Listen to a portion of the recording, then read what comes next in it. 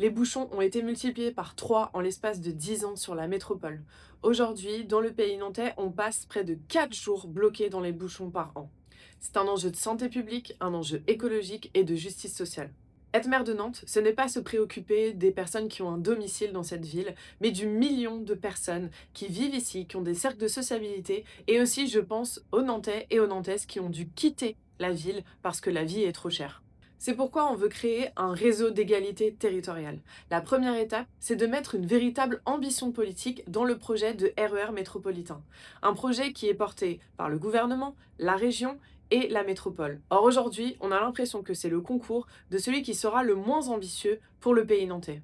On ne peut pas attendre. C'est pour ça que dès demain, on veut créer un réseau de 8 lignes de bus plus rapide que la voiture et gratuit, avec une ligne circulaire sur le périph' et 7 lignes qui desserviront le nord et le sud, soit près de 100 communes. Ce sera plus rapide que la voiture parce qu'on fera les aménagements aux endroits où ça bouchonne.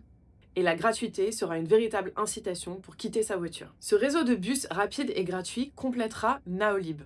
Nous pensons qu'il faut tendre vers la gratuité des transports, mais pour toutes les villes de France, et pour ça, il faudra s'allier avec les autres grandes villes pour faire pression sur l'État. En attendant, toute personne qui gagne moins de 1 600 € par mois devra avoir les transports en commun gratuits.